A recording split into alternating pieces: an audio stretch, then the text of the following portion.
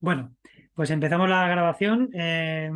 Teníamos planeado otro tema, pero resulta que al final pues, nos ha fallado el invitado estelar y entonces pues, hemos decidido hacer un cambio de última hora para no dejar pasar la oportunidad de debatir de uno de los muchos temas que tenemos pendientes en el grupo, ¿no? Porque si no, al final se nos va a acabar echando otro año como la segunda sesión de género que tenemos pendiente, que llevamos ya casi un año posponiéndolo al final.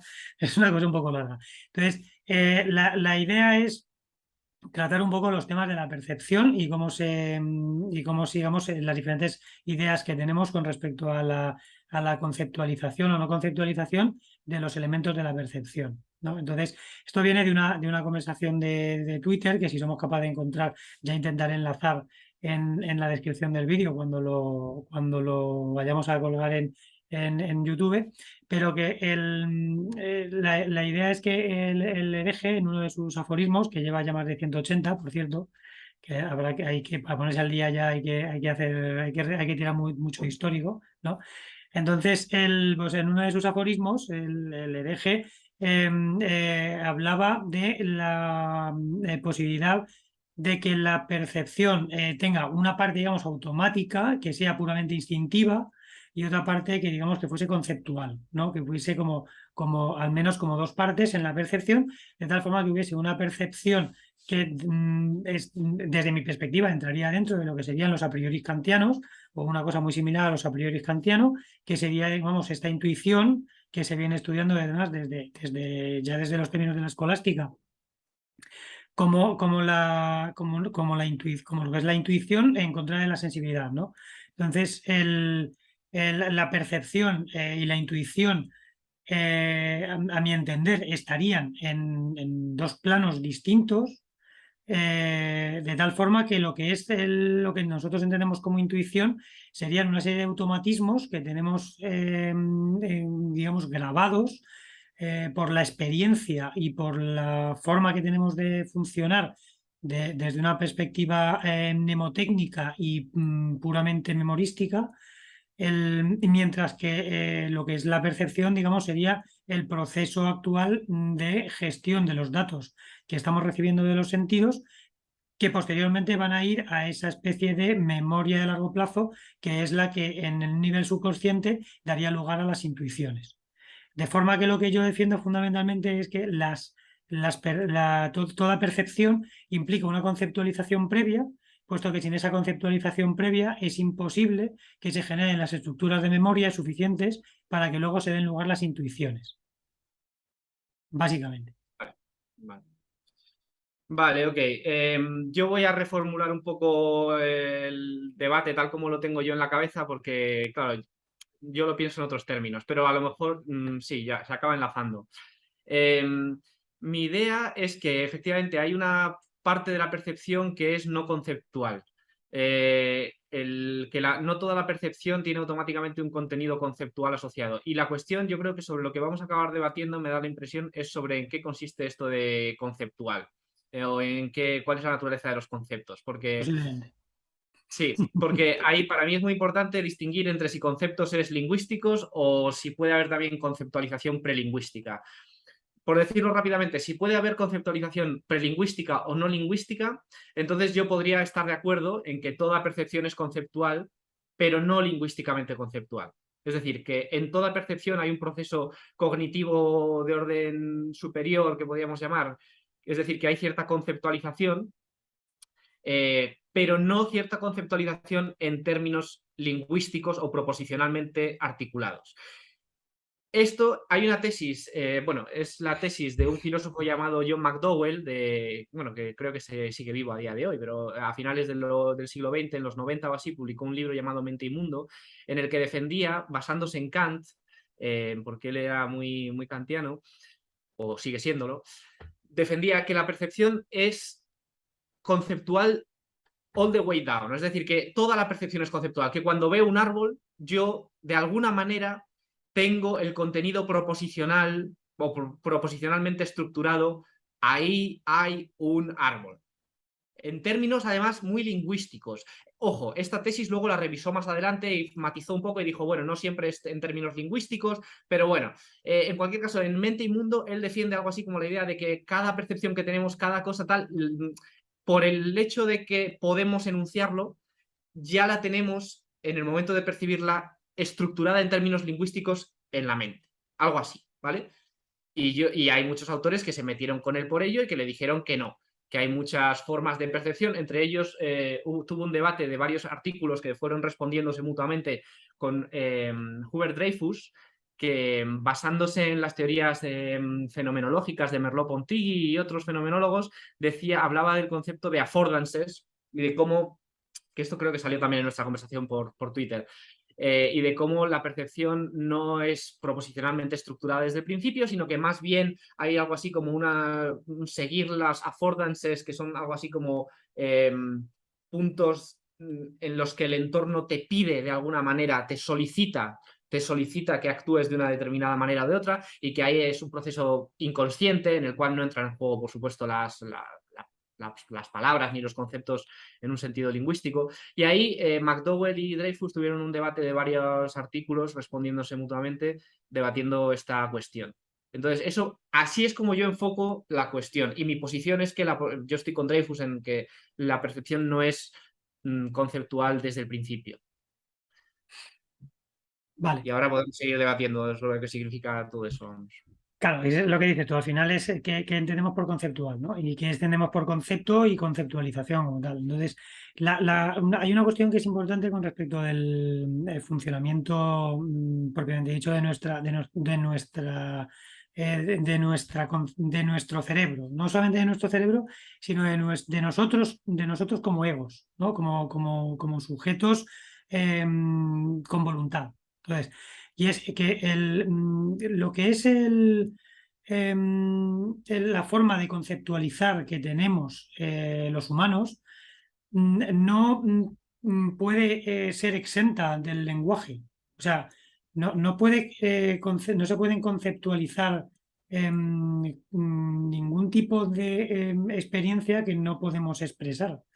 De hecho, el problema de la no conceptualización de muchos sentimientos y de la incapacidad de expresar los sentimientos viene precisamente de que haya gente que no es capaz de identificar o de identificar en qué clase entraría lo que es el propio sentimiento, en cómo enclasarlo o cómo gestionarlo. Muchas veces tiene que ver con esas incapacidades para procesar el, lingüísticamente de forma superficial, porque luego si entendemos lo que es, digamos, la lingüística desde una perspectiva más profunda, como se hace en algunos autores, como pueden entenderlo, por ejemplo, pese a los matices que hay que darle, Noam Chomsky, que entiende que tenemos, digamos, una gramática generativa propia que es inmanente de alguna manera al funcionamiento del ser humano, de lo que es la mente humana, y digo con muchos matices porque estoy utilizando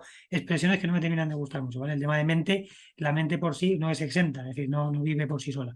Y el cerebro no opera tampoco al margen del resto de los sensores que tiene el cuerpo, es decir, nosotros una vez recibimos sensorialmente una serie de estímulos, nuestro sistema lo que hace, vamos a decir, nuestro cerebro procesa esos estímulos de forma que los hace pasar al consciente. Algunos y otros los filtra directamente, los elimina o los almacena sin pasarlos al consciente. Ahí, por ejemplo, está la teoría del preconsciente como esa especie, digamos, de barrera entre lo que sería la parte subconsciente y la parte consciente, que bueno, que igual ha quedado un poquito anticuada, pero que habría que revisar, pero que es esa idea de filtro, ¿no? De elementos que nosotros, de todas las sensaciones que recibimos de manera habitual, realizamos un filtro muy grande de las mismas. Esas sensaciones pueden ser procedentes del exterior o pueden ser procedentes del interior, ¿vale? Pueden proceder de lo que se estudia en biosemiótica como un belt, que de raíz de Westcott, o de Innenwelt, ¿no? Que llaman lo que es el mundo interior, el mundo exterior. Para que también esas categorías hay que matizarlas, pero procederían, digamos, de los propios procesos internos que están dando lugar a los propios pensamientos, sentimientos, sensaciones, o procederían de la parte, digamos, del mundo entorno, del entorno ya sea considerado como natural o cultural, que eso me da igual, es el entorno, ¿no? Es decir, entonces, el problema que plantea el pensar una conceptualización humana al margen del lenguaje es que no hay humanos que no usen lenguaje. Es decir, es que si el rasgo humano característico es propiamente dicho el uso del lenguaje, entonces el pensar que se puede realizar una conceptualización al margen de las categorías lingüísticas, ya digo, en un sentido muy general, no estoy diciendo que lo tengas que enclasar directamente en una categoría lingüística cerrada en un idioma particular, sino que tengas que entender desde un punto de vista clasificatorio, idiomático, de lo que estamos hablando.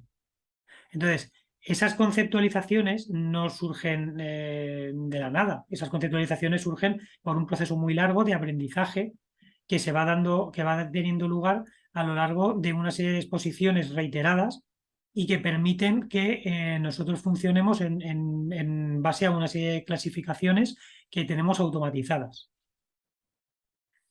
Ahí donde va el subconsciente, todas esas clasificaciones que forman todos los prejuicios que no somos conscientes muchas veces que estamos aplicando al recibir una percepción, al punto de que incluyendo, por ejemplo, en el ejemplo, hace poco estuve volviendo a ver Forrest Gump, porque de vez en cuando me pongo películas viejas. Bueno, pues ya está. Pues uno de las escenas de Forrest Gump es en el cambio cuando empiezan a entrar a la universidad los primeros alumnos negros. ¿No? Los primeros alumnos que hay en la universidad que son de color, en Alabama, nada más y nada menos. Bueno, pues entonces, claro, el concepto de prejuicio que se puede tener en ese contexto social en el que se tiene por asumido una diferencia fundamental o esencial entre negros y blancos, en ese contexto, es inevitable. Es decir, el blanco que viese al negro en la universidad no puede evitar que entre en esas categorías conceptualizadas y que se han conceptualizado a través de la experiencia lingüística que previamente ha tenido. Pero no significa que lo vaya a clasificar precisamente de manera automática en una categoría lingüística, sino que la propia conformación de las categorías, la lengua tiene mucho que ver. Es decir, que la propia categorización no está al margen de la lengua y que el hecho de que identifique a una persona con unos rasgos característicos determinados, como puede ser, por ejemplo, una etnia o puede ser, por ejemplo, una forma de vestir o una forma de edad, ayuda a que automáticamente se clasifique por esas experiencias previas que han formado las estructuras de memoria, que es lo que conforman todas las clasificaciones y que no son absolutamente personales, sino que son intersubjetivas, que se dan al nivel de grupos sociales. Ahora, antes de preguntarle a Grangoco a ver qué le parece, o a Alberto, te voy a responder simplemente una cosa, porque yo creo que no todo lo conceptual es lingüístico, y entonces simplemente unos ejemplos para ver qué os parecen y por si podemos tirar de ese hilo. Para demostrar que no todo lo conceptual es lingüístico, o que conceptos y conceptos lingüísticos no son dos cosas perfectamente idénticas, dos ejemplos. Uno, la palabra saltar en español, que sin embargo, si lo intentas traducir al inglés, para cada tipo de salto hay una palabra. Hop es un tipo de salto, jump es otro tipo de salto, leap es otro tipo de salto, skip es otro tipo de salto. Pero todos esos en el castellano tienen una sola traducción, que es saltar, porque nosotros no hacemos esas distinciones entre tipos de salto. La cuestión es, ¿un español reconoce las diferencias entre lo que un inglés llamaría hop, skip, jump, leap, etcétera, etcétera?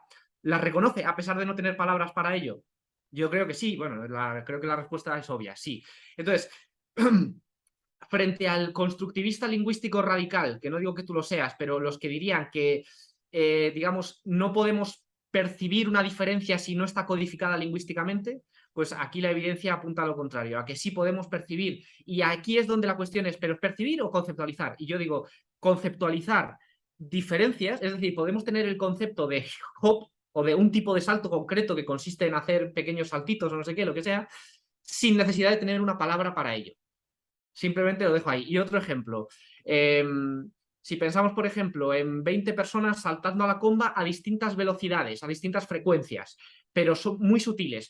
Nosotros solamente tenemos 3 categorías: rápido, despacio o intermedio. Sin embargo, en la percepción real estamos sabiendo distinguir, estamos de alguna manera, podríamos categorizar, si nos forzasen a ello, cada una de las velocidades. Es decir, podríamos ver que dos de esos saltadores de comba están yendo a la misma velocidad, una velocidad intermedia alta, podríamos poner, si nos pusiéramos a intentar ponerle nombre, pero la cuestión es que no hay por qué, ¿no? Pero bueno, una velocidad determinada. Y podríamos ver que van a la misma velocidad, más rápida o más lenta que la de otros, sin necesidad de tener una palabra para ello. Suponiendo que solo tuviéramos 3 palabras: rápido, lento e intermedio. Aún así, a pesar de no tener una palabra para ese tipo, esa velocidad concreta, intermedia, alta, por ejemplo, podemos reconocerla como una velocidad concreta. Y para mí ahí está la clave de que hay algo así como un tipo de conceptualización que no tiene que ir ligada a una palabra, o que no es del todo lingüística. Que hay un reconocimiento de patrones, porque para mí conceptualización es reconocimiento de patrones. Podemos entrar aquí en esto más en detalle. Pero bueno, simplemente eso. ¿Qué te parece a ti? A ver, bueno, de Javier la parte que no me entera muy bien es la parte de la relación con las intuiciones. Me ha parecido interesante porque era la percepción es obviamente un sesgo de información, es decir, los egos tienen intencionalidad, es lo que yo, vamos, le he entendido a Javier. Entonces, como tienen intencionalidad, lo que pretenden es, de la información que reciben del mundo, percibir aquella información que tiene interés para sus intenciones, ¿no? Para sobrevivir. Y ya está. Y luego el lenguaje se construye por oposición de conceptos. Ahora, es decir, estos conceptos eran previos, estaban en el mundo, en plan, claro, o sea, estaban allí, nosotros simplemente los teníamos pues eso, que retirar la información que no nos interesaba y reconocer el patrón, ¿no? Y ya está, quiero decir. Y entonces ya cuando tienes reconocido el patrón, entonces lo conceptualizas lingüísticamente, lo pasas a la estructura del lenguaje para poder comunicarlo. Pero claro, las cosas que entran dentro del lenguaje vienen del mundo donde ya estaban. Simplemente había que limpiar lo que sobraba para que pudiéramos entenderlas por oposición. Entonces, vamos, yo lo veo así. Mm, pero el tema es, lo que me ha interesado es el asunto de la intuición. En plan, la percepción permite acumular experiencias y esas experiencias nos permiten, en base a ellas, son sobre las cuales construimos nuestras intuiciones. Eso también me ha parecido interesante. Pero yo no sé si eso era lo que quería decir o no lo he entendido bien. Nada, eso era. Sí, a ver, me he liado un poco al expresarlo porque como ha sido una cosa un poco improvisada, voy un poco sobre la marcha, ¿no? Eso es cierto. Pero que en el fondo sí, va por ahí por este resumen que has hecho más o menos a la idea a la que yo quiero plantear. Con respecto, voy a ponerlo con el ejemplo de los saltos, que me viene bien digamos, para seguir la misma línea y explicar un poquillo cuál es la opinión que yo quiero representar, ¿vale? Entonces, el asunto es que cuando una persona que está en un proceso, digamos, de formación y todavía no es que sea una tabula rasa pura como tal, eso no es posible porque existen ciertos factores genéticos que impiden que eso sea así, ¿vale? Tiene ciertos factores y además que los procesos de formación empiezan antes de la conformación de la propia personalidad. Empiezan antes de la propia conformación, empiezan como organismo, se empiezan a conformar rasgos que luego posteriormente irán a la conformación de la personalidad, pero que son puramente fisiológicos y que tienen luego expresiones desde la biología, se expresan directamente en el comportamiento, en rasgos sociales y demás.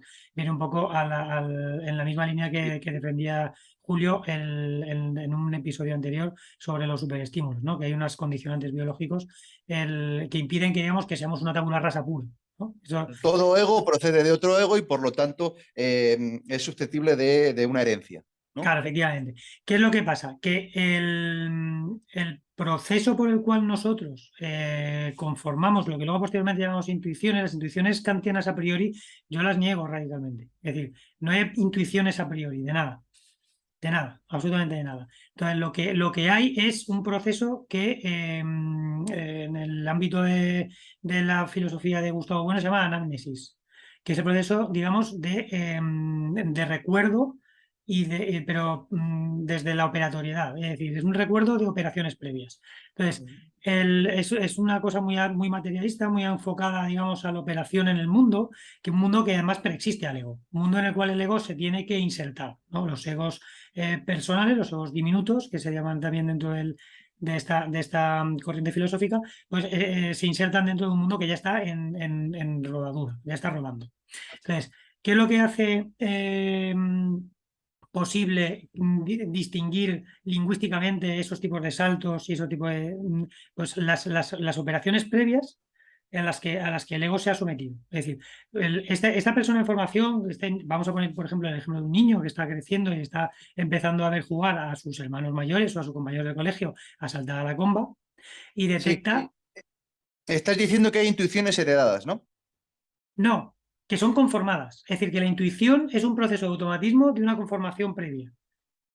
Es decir, que la intuición no es, que como tal no existe, que están condicionadas por componentes genéticos, pero conformadas en una escala operatoria, en una escala, digamos, social. Lo único que pasa es que no es social en el sentido de relaciones sociales, sino de Pues conexiones. eso quería decir yo, que esas intuiciones son heredadas. Pero, Vienen de... Perdón, a perdón, sí. ver, no es herencia genética en el sentido. No, no, no, no, herencia genética, herencia social, herencia en general. Que Ah, vale, vienen, sí. En ese sí, sentido sí, en ese sentido sí. Vale, sí, en ese sentido sí. La cuestión está en que este individuo que está aprendiendo a jugar, vamos a ponerlo en este marco tan limitado, ¿vale? Por poner, digamos, un elefante esférico dentro del marco teórico, porque es que si no es muy difícil ajustar las cosas. Entonces, este individuo que está aprendiendo a jugar, este pequeño niño que está aprendiendo a saltar y está viendo cómo juega la comba, él no sabe lo que están haciendo los compañeros, los hermanos la primera vez que lo ve. Él percibe fundamentalmente más las emociones, que es más intuitivo, es decir, que a lo que ya está habituado seguramente antes de ver saltar a alguien, este niño es algún tipo de emoción, porque las emociones están muy fuertemente condicionadas por la herencia genética. Entonces, él está percibiendo que esta actividad es divertida, percibe la diversión, pero no sabe que lo que están haciendo es saltar. Sabe que hay una serie de movimientos y que esos movimientos, pues son, en ese caso, son divertidos. ¿Vale? quiere Entonces, decir que no lo ha conceptualizado. no lo concepto. Hace las cosas sin necesidad de conceptualizarlas. Salta sin necesidad de saber qué es saltar. En ese momento, el niño como tal, todavía no sabemos si tiene la capacidad de saltar. No sabemos si tiene el control neuromotriz suficiente para poder saltar, porque muchas veces ese tipo de movimientos se empiezan a realizar a partir de imitación de Imitación. otros miembros del grupo social. ¿Vale? Entonces, el niño cuando empieza a intentar hacer cualquier movimiento, no tiene control de los movimientos que hace, no sabe hacerlos. Entonces, lo intenta por imitación. Qué es lo que hace? Que, bueno, a base de iteraciones, de ensayo-error, la mayor parte de las veces, y porque además tenemos un sistema neuromuscular, musculoesquelético que nos permite realizar esos movimientos, porque por mucho que quisiéramos hacerlo sin él, no sería posible, ese niño al final acabará realizándolo. Y cuando el niño entiende que el movimiento que está haciendo está asociado a una categoría que es salto, implica una compresión que sin ser necesariamente cerrada, sí que implica el concepto de salto que lo aprende desde fuera, lo aprende del entorno, lo aprende Pero es prelingüístico. pero el concepto no lo puedes separar de la categoría lingüística de salto porque es, digamos, como has dicho tú, es la dialéctica que conforma la categoría. Es decir, porque aquí en España, por ejemplo, saltamos. Y luego saltamos con matices y haces salto largo, salto grande. Y no tenemos una palabra solo para cada tipo de salto, ¿no? Esto, por ejemplo, un ejemplo muy clásico es el de los inuís y la nieve, que tienen un montón de palabras para la nieve. ¿Pero por qué? Por eso es practicidad a la hora de comunicar. Eso es pura practicidad. Eso es porque es más cómodo decir una sola palabra que decir una perífrasis. Entonces, en español muchas veces hablamos con perífrasis. Entonces, utilizamos salto rápido, salto lento.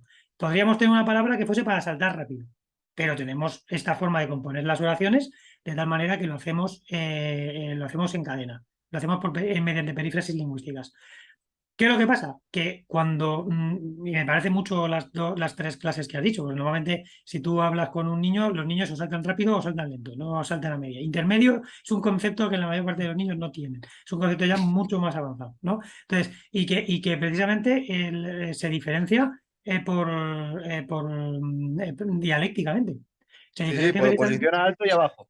por oposición a los otros dos, ¿no? Pero es que en un principio, todo el sistema ese de clasificación, al niño le llega ya lingüísticamente conformado. Lingüísticamente conformado. El niño lo ve, pero a la vez el concepto que se le forma en la cabeza, el niño lo pregunta y pregunta, ¿qué hace? Y se le dice, saltar. Vale. Ahora el niño es sordomudo. Los niños sordomudos se acaban expresando mediante otro tipo de Ya, lenguaje. es verdad, porque No, vale, no, es sordomudo y joder, no, es que si lo no. pones si lo pones en un campo de aislamiento sensorial, el niño no se desarrolla. Ese es el No, problema. no. Pero aquí Es la que el niño, pregunta si que no ve, podría no ser- oye, no tiene tacto, no tiene. Entonces no es un niño, es un cerebro Claro. en una lata. ¿Sabes? la Y un cerebro en pregunta una lata que no Sí, tiene sí, sí, sí. actividad de ninguna clase.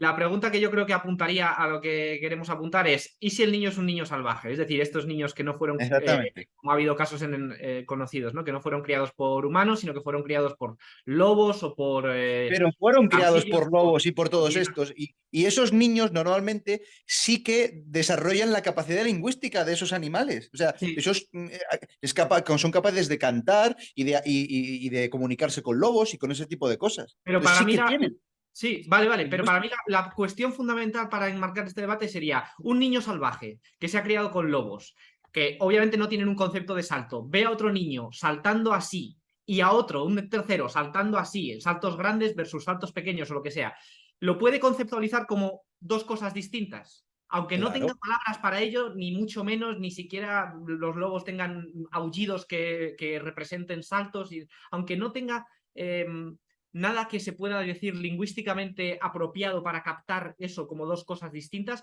¿lo percibiría como dos cosas distintas o Claro, no porque tiene esa están en diferencia? oposición. Porque una se diferencia de la otra.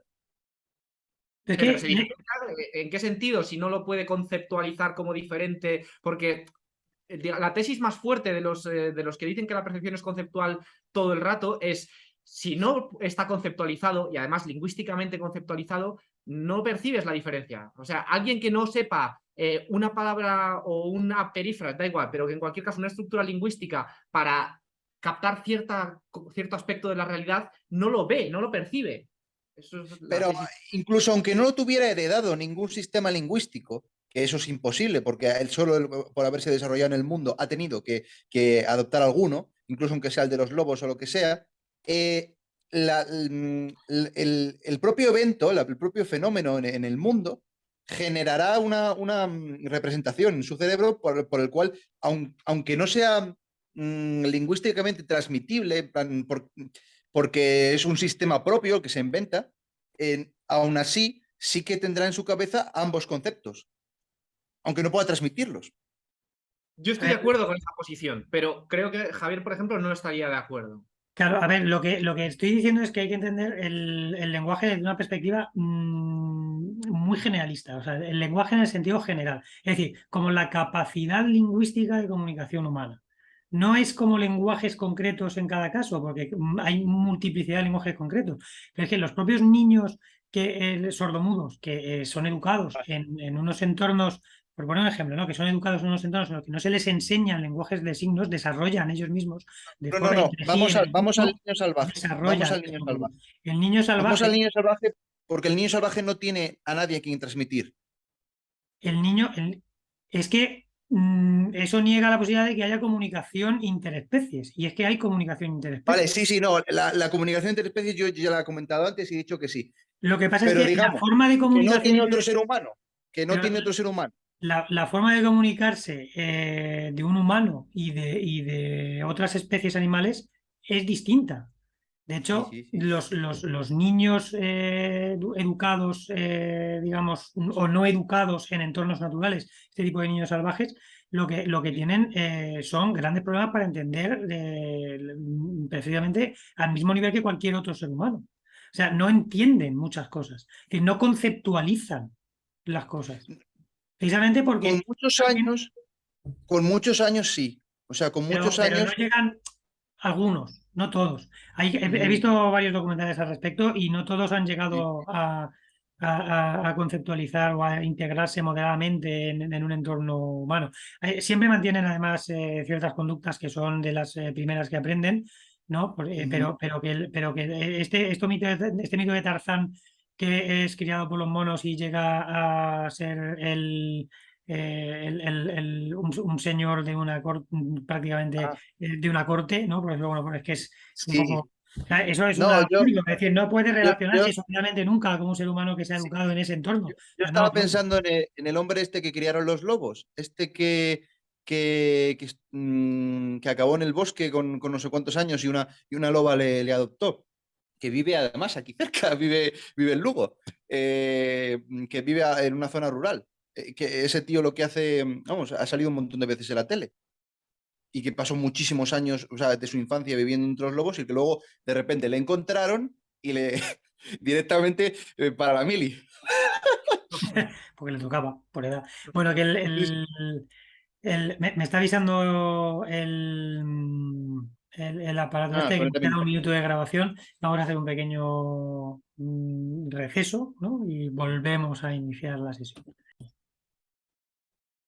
Vale. Bueno, pues como veníamos comentando hace un momento, esta persona que comentabas tú sobre que fue criado por los lobos y que luego volvió no fue criado a la civilización, no fue criado desde el principio por los lobos.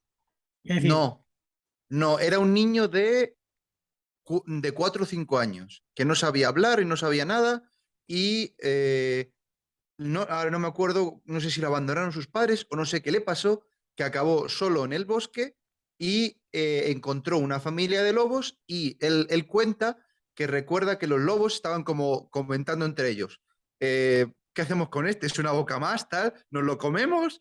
Y la loba le dijo a su marido, entre comillas, que no, venga, vamos a adoptarlo. Y empezaron a amamantarlo. Y así es como sobrevivió. y Y esto pasó en los años 60 aquí en España. sí, me suena el caso, me suena el caso. Yo Es no verdad. lo conozco. No me Ah, acordaba, pero es cierto. Sí, sí, os paso el. No, espera. se ha Voy a ido. ver si encuentro el nombre y os lo digo. Vale. Vale, vale. Pero vamos, que el caso de esta persona es que fíjate cómo él mismo conceptualiza de forma idiomática lo que vivió con los lobos, que los lobos no dijeron eso, efectivamente. O sea, lo expresarían de alguna forma, ¿no? Pero de una forma seguramente no verbal. Pero es verdad que hay comunicación interespecies. O sea, en la misma especie, la comunicación en los mamíferos hay comunicación interespecies, pero no, sería intraespecie, ¿no? Intra es dentro de la Dentro del misma grupo, especie. ¿no? Intraespecie Sí. sería comunicación intraespecie entre los mismos lobos y este chico fue capaz de realizar esa comunicación, Extraerlo por contexto. Lo extrajo por contexto. claro, pero lo conceptualizó lingüísticamente porque él no sabría hablar, pero cuando supo hablar no lo puede expresar de otra manera. Es decir, también es verdad que él no sabría, no sé por qué no sabría hablar el niño con 5 años. No Puede sé, ser muchos motivos. creo que era muy pobre. Es que, a ver, déjame es que contra la historia entera, pero creo que el hombre era muy pobre y no sé qué. Es que era una historia bastante trágica, la verdad. Pero haber estado expuesto en un entorno humano a una lengua, aunque no haya recibido formación formal, valga la redundancia, respecto de Aquí. una educación formal, Marcos Rodríguez, Marcos Rodríguez vivió más de una década con lobos en Sierra Morena. Cuando lo encontraron no sabía hacer cosas básicas como hablar, andar erguido o vestirse. Pero eso seguramente no me gusta la palabra, involucionase en Sí, este se sentido. olvida de la capacidad de hablar, Claro, es digamos. decir, la dejase en un rincón, por eso la pudo recuperar, porque la tuvo, simplemente la dejó de usar. O sea, no Hay sabía, casos no, hay casos de niños salvajes documentados que yo he mirado que no llegaron luego a aprender a hablar nunca, o como mucho unas palabras sueltas. Es decir, niños que desde el principio fueron criados por lobos, ¿eh? O sea, desde el nacimiento, o por lobos o... simios, que también ha habido casos, pero Sí, que sí. sí, efectivamente, esos Y, no y llegan luego nunca a jamás. cuando les intentan socializar en una sociedad humana y tal y cual, les intentan enseñar el lenguaje, a hablar, etcétera, etcétera, no parece que no lo consiguen del todo. Como mucho aprenden palabras sueltas o tal y cual, pero no. Incluso me llamó la atención un caso de un niño que había sido criado por monos. Y luego al ir a la sociedad humana él no sabía hablar, pero sí, llegó a hablar, pero como, con muchas dificultades y a hablar solo palabras sueltas y tal y cual. Y decía, el que lo comentaba, decía, y se ponía muy contento y realmente parecía que él sí era capaz de expresarse vivamente y con mucha más facilidad cuando entraban monos, o sea, cuando volvían a meterle entre monos. O sea, con Claro. humanos se expresaba con dificultad, pero cuando volvían a ponerle entre una camada con su, creo, con su comunidad de La banda de simios. el tío como que empezaba a hacer ruidos y tal, y parecía que se comunicaba con ellos fluidamente, cosa que me llamó la Bueno, atención. los simios utilizan ciertas vocalizaciones o Ujú. expresiones sonoras para la comunicación. No son propiamente dicho palabras, pero sí que, digamos, podríamos ponerlo a nivel fonético, a nivel poco similar al de un ideograma, ¿no?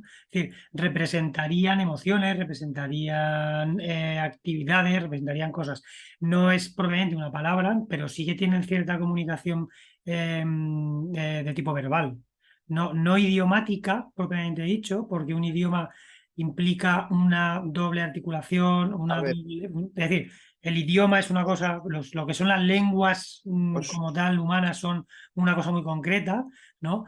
Pero que la exposición a este tipo de lenguas realiza una conformación por neuroplasticidad de las estructuras cerebrales y que al final tú entras a las clasificaciones desde lo que percibes lo clasificas en esas estructuras categoriales que tienes dadas por esa conformación neurolingüística. Es decir, es que por eso digo que en el fondo, aunque no sea una percepción consciente de la clasificación lingüística, el lenguaje está detrás de toda la conceptualización que se hace de las experiencias. sí. De todo A- sistema clasificatorio, digamos, de toda Claro, clasificación. es más porque condiciona las clasificaciones que nosotros tenemos, es decir, condiciona nuestras clasificaciones. Por eso para el Inuí hay 16 tipos de nieve y para nosotros hay un tipo de nieve con sí, características, con atributos, una esencia o una relacionado con la sustancia. intencionalidad. ¿Mm? ¿Cómo, perdón? Está ligado Que con la está, intencionalidad. sí, está ligado con la intencionalidad, porque claro, tú en todas esas estructuras lingüísticas tienen una función como herramienta Adaptativa. para la supervivencia. ¿Cómo? Para la supervivencia o sí, en un sentido amplio sí, porque no se puede decir que nosotros hoy en día estemos peleando por la supervivencia en un sentido etológico, ¿no? Pero es verdad que, por ejemplo, cuando estás intentando mejorar una posición social, al fin y al cabo eso podemos meterlo dentro de la categoría en un sentido amplio de supervivencia. Entonces, claro, por eso sí, acepto lo de supervivencia, pero con ese matiz, que es una supervivencia general, que no todo está enfocado solamente a lo que es la supervivencia biológica, sino Ah, también a medrar del vamos a ver, entorno. no estamos en el estado de la naturaleza que es todo vida o muerte. Estamos en un estado en el cual es vida mejor o peor. Por Entonces, ahí en ejemplo, ese sentido sí. sí, claro, claro. Yo en Hay vez de matices. ahí hablaría de adaptativo, más o menos adaptativo, en lugar Sí, de supervivencia y tal, yo más o creo, menos adaptativo. por eso he dicho que me gusta más adaptativo. Soy más partidario de utilizar adaptativo que otra cosa. Vale, Entonces, vale. pero es que clasificamos así. Es decir, y es que es inevitable. Y de hecho Pero hay cosas que tienes que aprenderlas a clasificar. Hay volviendo un, a... Bueno, os quiero contar una anécdota bueno, el tema de Marcos lo estoy leyendo y me he acordado del tema. Es muy trágico.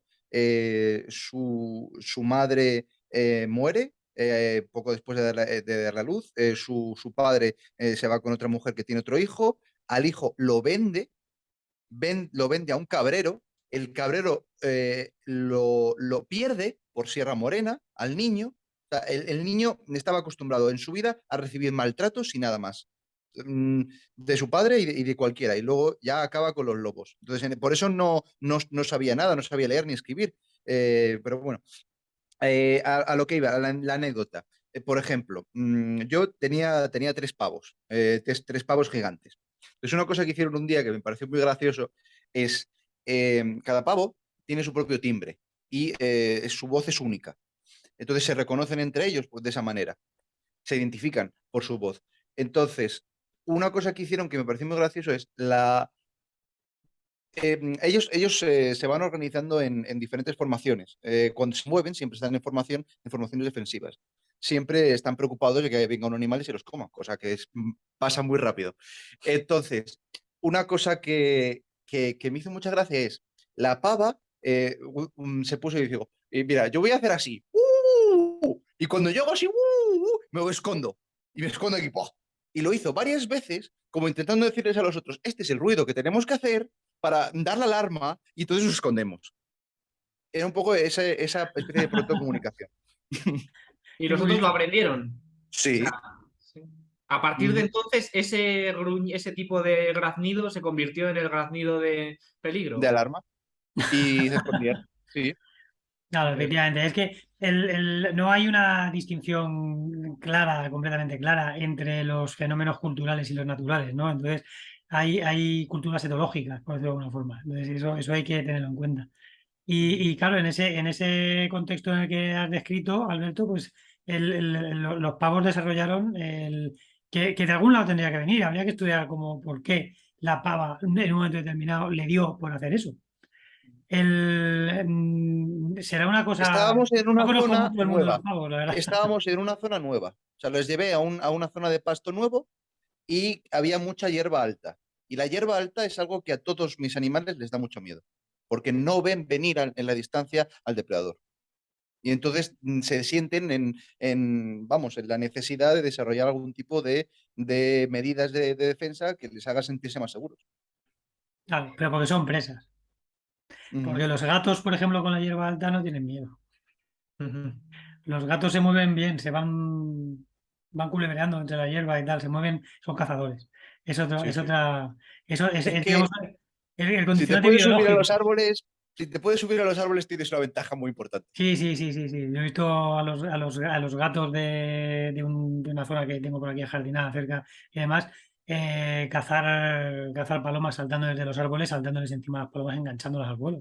Claro que Ujú. y es muy característico, ¿no? Entonces el gato lo tienes ahí agazapado esperando a que se le ponga a tiro una paloma y se pega un rato, ¿eh? Y de repente te aparece, y va andando yo y de repente cae un gato así, haciendo blis, con las garras así.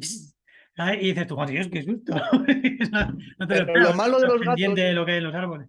lo malo de los gatos es que no montan partidas de caza. O sea, los gatos siempre cazan solos. En cambio, otros Mm, animales, los lobos y demás, Lobo. sí forman partidas de caza, sí desarrollan una comunicación de en plan, hay que ir por allí, o no sé qué, o no sé cuál, y sí que forman formaciones de ataque. Porque yo estos animales, claro, solo veo formaciones de defensa. Porque las estructuras sociales de los lobos son más complejas. Ujú. Efectivamente, forman manadas y en esas manadas pues necesitan una comunicación que les permita. Todo cazador, todo grupo de cazadores necesita una comunicación suficientemente eficaz. Por eso Claro, quizá el mayor porque mito que necesitas hay. identificar por quién vamos. Claro, vale, vale. Y incluso estrategias, ¿no? Tienes que practicar porque no sale bien a la primera. Es decir, no puede ir No, uno no, no. a hacer descompensadamente, no puede hacer un movimiento descompensado de otro, porque si no, al final acaba perdiéndose. Bueno, se pueden hacer mucho daño, pueden morir o mismo pierden la presa. Entonces, seguramente. Los depredadores, durante toda su etapa infantil, lo único que hacen es jugar y jugar y jugar y jugar, porque eso es fundamental para la caza posterior. Sí.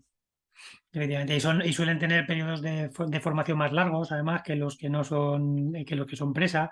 La mayor parte de las presas, los herbívoros, sobre todo, muy pronto empiezan a andar, a hacer vida normal y se distinguen poco en su comportamiento de un adulto, a muy poco tiempo. Sin embargo, por ejemplo, los cazadores dedican mucho tiempo a jugar, dedican mucho tiempo a dar. Entonces, ahí, por ejemplo, podemos tener una base etológica para la comunicación humana.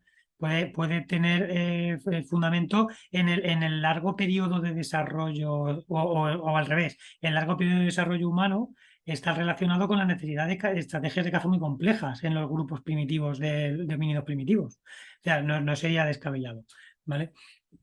Y claro, eso lo que pasa es que lo que distingue probablemente a los humanos del resto de animales es el uso del lenguaje. O sea, y es que es la única distinción, digamos, sustancial que hay con respecto de otras especies animales en las etapas más primitivas del desarrollo de los seres humanos.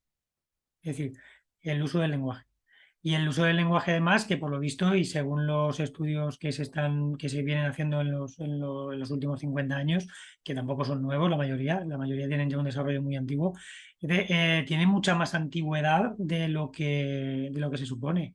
Porque por lo visto, incluso lo retraen a las comunidades de neandertales que utilizasen también lenguaje y anteriores, incluso homínidos anteriores que utilizasen también lenguaje. Lo que pasa es que, bueno, pues el Homo sapiens pues, se caracterizó específicamente como una de las variantes del género Homo, ¿no? En la adaptabilidad y el uso de herramientas más complejas, que es lo que al final ha llevado a la primacía de esta especie. También las teorías de la hibridación que dicen que, digamos, la genética sapiens ha sido dominante en ciertos cruces, porque se ha estimado que hay cruces de neandertales con sapiens, de neandertales con denisovanos y de sapiens con denisovanos. Entonces, pues que hay en este digamos, juego de cruces de genéticos, la genética sapiens ha acabado siendo dominante. Seguramente por el volumen poblacional. Es decir, seguramente si los volúmenes de población de neandertales hubiesen sido mayores, la genética neandertal se hubiese impuesto.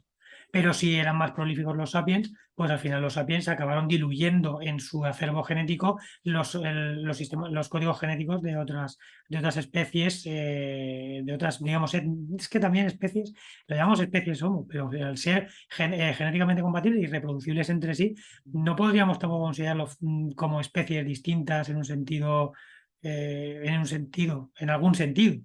Es decir, porque al ser reproducibles entre sí, sí, por ejemplo, cuando hay una hibridación de un caballo y un burro, se produce un mulo que es estéril. Y entonces ahí sí que se diferencian las especies de manera clara, pero al haber una compatibilidad genética y una reproducibilidad conjunta, habría que ver hasta qué punto se puede considerar que el neandertales y sapiens sean especies distintas en un sentido estricto. No lo sé. Cuestión, y por volver un poco al tema, porque me he ido Sí, completamente pero por los es cerros que cuando se acuñó que eran, o cuando se decía que eran especies distintas, no había tanta información como ahora de los cruces. Claro, Se por eso pensaba que no se cruzaba. habría que revisarlo. Claro, claro. Desde un punto de vista ya puramente categorial, puramente científico, si se puede mantener todavía o no esa clasificación. De momento se mantiene por inercia, es decir, por característica histórica, por costumbre, pero empieza a ser problemático mantenerla ya. Empieza a ser problemático. Bueno, cuestión. De todos estos grupos humanos que estamos hablando, el lenguaje es característico. El lenguaje es característico. Y el lenguaje, no un lenguaje cualquiera, el lenguaje del grupo. Entonces, claro, tu propia. Tampoco es cuestión de decir lo que decía Wittgenstein, ¿no? Que los límites de tu lenguaje son los límites de tu mundo. Es decir, porque el mundo desborda el lenguaje. Es decir, los inuit siguen reconociendo vamos a poner no sé cuántos, ¿vale? Voy a poner 16 tipos de nieve distintos o los que haya, me da igual, es un ejemplo. Mientras nosotros reconocemos, vamos a poner dos, ¿no? Nieve en polvo, nieve. Pues, que ya yo ni dos reconozco, o sea, reconocería uno. Bueno, nieve, ya está. Nieve Vamos. y ya está, ¿sabes? Entonces, pero eso está en el mundo, ese contenido está en el mundo. Lo que no está es conceptualizado por ciertos grupos. Y no está conceptualizado porque no hay, digamos, una necesidad adaptativa de realizar esa conceptualización. Y esa conceptualización está expresada mediante el lenguaje, pero a la vez está conformada por categorías, es decir, está ajustada a categorías que se conforman mediante el lenguaje también.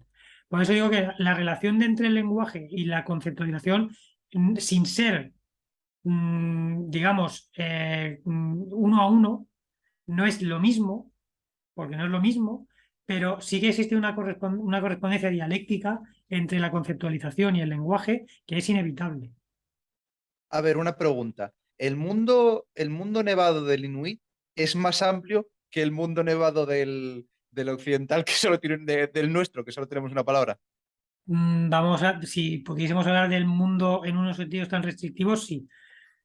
El mundo es más grande, el mundo es otra cosa. Pero podemos hablar de que Ah, el concepto de nieve del Inuit es mucho más complejo y mucho más desarrollado que el concepto de nieve de un saharaui, por ejemplo.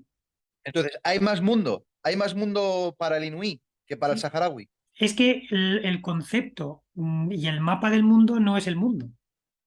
Es que Ujú. eso es una cosa Ah, que por quiero eso, por dejar. eso. Es que lo quiero dejar bien claro, es decir, el mundo desborda la conceptualización que tenemos de él. El mundo lo desborda, ¿vale? El mundo es otra cosa. Y el mapa del mundo, es que esto, por ejemplo, en discusiones dentro del entorno filomatero lo veo mucho, ¿no? Que es Sí, el sí, sí. hecho de confundir el mapa del mundo con el mundo. Y es una cosa que a mí Ujú. mismo me ha pasado en etapas de mis lecturas anteriores, cuando estaba formándome antes. Bueno, sigo formándome, esto no va a acabar Sí, nunca, porque lo recuerdo, sí. claro. Entonces, claro, y esa confusión es una confusión que hay que clarificar porque es muy fácil caer en ella. Es decir, el mapa del mundo que conforma, hablando ya en términos bueno, del ego trascendental, que él mismo lo consideró como la conciencia demiúrgica del mapa del mundo en su última obra, en la del ego trascendental, no es el mundo que expone en ensayos materialistas. El mundo de ensayos materialistas es un contenido fundamentalmente estromático, mientras que el mapa del mundo es un contenido, es una conceptualización del mismo. No es lo mismo. No es lo mismo. Eh, ya no está claro. Diálogo. Volviendo al tema que nos ocupaba al principio, eh, yo, a ver, lo pondría en forma de pregunta otra vez. La cuestión para mí sería, por volver a ese tema, si alguien puede reconocer o percibir, vamos a decirlo así, o yo diría conceptualizar, pero por no usar ese término, reconocer esos 30 tipos de nieve o 16 tipos de nieve, los que sean, que reconocen los inuits, sin tener palabras o conceptos lingüísticos asociados a cada uno de ellos. Eso es lo que a lo que yo intentaba aludir también con el ejemplo de las 20 personas saltando la comba y cómo alguien podría reconocer una velocidad determinada sin tener una palabra asociada a esa velocidad. O lo mismo con el ejemplo de los saltos, de los distintos tipos de saltos. Podemos reconocer La un pregunta tipo de es, salto y ¿se puede identificar? La pregunta es, ¿se puede identificar sin identificador? Esa es la pregunta, ¿no? sin que el identificador sea una etiqueta lingüística. Eso sería mi pregunta. ¿Se puede identificar algo o reidentificar algo como una misma instancia es decir, como una instancia de lo mismo? Es decir, reconocer algo como una cosa, que yo diría un concepto, pero bueno, si no queremos usar la palabra concepto, vale. ¿Se puede reconocer algo como una misma cosa Sí, sin tener sí, una porque eso es al etiqueta margen. lingüística? Eso depende de las oposiciones del mundo. Y luego lo otro es el plano del mundo, que ahí también se habrá construido con oposiciones, pero tú puedes reconocer que esta nieve y esa nieve son distintas, sin necesidad de que a esta nieve le des un nombre y a esa otra nieve le des otro nombre. Son distintas porque se oponen la una a la otra en el mundo. Pero que tú seas capaz de hacer esa discriminación, primero, los constructivistas lingüísticos más radicales, los worfianos y tal, te dirán que no, que sí, que o la diferencia está en el lenguaje o tú no la percibes, no la entiendes, no eres capaz de discriminar una de la otra. Eso es No una la postura podrás, que nadie no la podrás transmitir, no podrás transmitirle a otro que estás hablando de dos cosas distintas porque no las podrás identificar, pero tú verlas, o sea, quiero decir, antes de ponerle nombre a las cosas están allí. hay gente muy radical. Yo lo único que quiero decir aquí es que hay gente muy radical que piensa que eso no es así, porque se oponen a lo que llaman algunos filósofos el mito de lo dado. El mito de lo dado es lo que ellos consideran un mito, que es el que podamos tener una percepción pura desconceptualizadas, sin impregnar de nuestras propias categorías, etcétera, etcétera, que pueden ser lingüísticas, pero también culturales, pero también lo que sea, y ver, por ejemplo, los colores, los qualia, etcétera, etcétera, en un sentido puro. Hay quien se opone a que esto sea una posibilidad. Yo no, yo tengo una postura un poco más intermedia o tal, pero hay quien dice que esa idea naif de sentido común que tenemos de que, coño, pues las diferencias entre un tipo de nieve y otro tipo de nieve estarán ahí, en la propia nieve, y somos capaces de verlas aunque no les pongamos nombre. Hay gente que se opone a eso, ¿vale? Entonces habría que, por distinguir un poco el mapa de las posiciones, hay gente muy radical que dice que la diferencia entre dos tipos de nieve ni siquiera seríamos capaces de percibirla si no la tuviéramos ya integrada de alguna forma en nuestro código conceptual de discriminar o de distinguir, en nuestro código conceptual, en nuestro esquema conceptual, ¿vale? Hay gente muy radical que diría eso, que ni siquiera seríamos capaces de hacer esa discriminación. Yo digo, sí, seríamos capaces de hacer esa discriminación, porque efectivamente la realidad, yo lo expresaría así, es mucho más rica en detalle de lo que nuestros conceptos permiten tal. Es decir, en la medida en que toda conceptualización es una abstracción, siempre hay una pérdida de información ahí. Entonces, cuando yo digo coche rojo, por ejemplo, estoy refiriéndome a algo, pero estoy abstrayendo muchísima información y, por ejemplo, las diferencias particulares de modelo, de marca, el tamaño de las ruedas, todo eso, de los distintos coches particulares que caen bajo mi concepto de coche rojo, se pierde. Y yo diría, lo mismo ocurre en el caso de la nieve, ¿no? En el caso de la nieve, al decir nieve, estoy perdiendo ahí un montón de información que en la percepción visual, digamos, sin ponerle nombre a las cosas, estaría ahí sobre la mesa. Pero aquí está el debate. Hay quien diría, pues no está tan claro. A ver, mi posición. Desde esa posición que mantienen algunos que es tan radical, no la comparto, ¿vale? Es decir, no me refiero yo a que tengas que tener una categoría lingüística para poder, digamos, expresar y entender algo. No. A lo que voy es que, a ver si lo puedo explicar, porque es muy difícil y me cuesta, ¿vale? Entonces, a lo que voy es que el mundo, como bien dices tú, es muy rico en detalles, muy rico en matices. Pero la conceptualización no es propiamente una abstracción, sino más bien un filtrado. Es decir, no extraes una esencia de lo real y lo elevas por encima al concepto, a la categoría de concepto, no, sino que de lo que te va llegando a través de los sentidos y de las experiencias, voy a utilizar el término experiencia en un término como en un sentido amplio, ¿vale? Experiencia como, digamos, como interacción en el mundo, por decirlo de alguna forma, ¿vale? Como conjunto histórico de interacciones de un sujeto en el mundo, ¿vale? Entonces, a través de la experiencia te van llegando una serie de estímulos que tú vas clasificando necesariamente, porque nuestro cerebro funciona así. Es decir, porque funciona así. Nuestro cerebro, digamos, funciona en estos tres niveles. Primero el más fisiológico, ¿no? Luego el más emocional y luego lo que llamamos ya, digamos, superior, que digamos que nos permite establecer relaciones entre las diferentes relaciones complejas entre diferentes cosas, ¿no? Que es lo que dices tú, las abstracciones. Pero de todas las lo que nosotros vamos percibiendo en un sentido puramente mecánico, lo que sería activación sensorial más bien mecánica, electromecánica, tacto, a través de los sentidos, tacto, vista, oído, olfato, equilibrio, sentido kinestésico, etcétera, etcétera, etcétera, etcétera. ¿Vale? Cuando tú experimentas nuevas cosas en el mundo, todas esas cosas las vas encajando dentro de clasificaciones. De tal forma que vas realizando, construyendo por iteraciones, por sucesivas iteraciones, vas construyendo, digamos, tu mapa del mundo. Un mapa que no es exclusivamente tuyo, que hereda, digamos, muchas clasificaciones del exterior. En el caso humano, muchísimas clasificaciones no son propiamente subjetivas, sino que son producto del entorno, producto, digamos, del entorno que ni es natural ni es cultural, es decir, del entorno en su conjunto, del entorno humano, ¿no? Entonces, ese tipo de clasificaciones se realizan en base a unos patrones que nosotros identificamos con la comunicación. Entonces, no es eso es lo que digo, es el lenguaje en el sentido más, digamos, más abierto de lo que es, digamos, capacidad de comunicación. Podríamos hablar, digamos, de símbolos, ¿no? Sería fundamentalmente a través de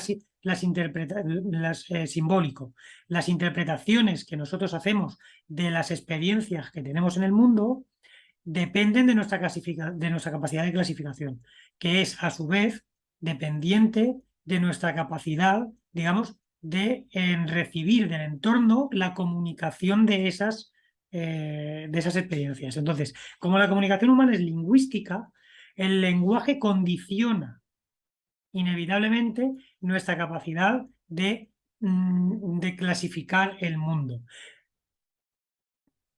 Podemos romper esas clasificaciones mediante la experiencia y entonces lo que tienes es pues el fenómeno dialéctico de que tú estás esperando pisar una nieve blanda y de repente pisas nieve dura.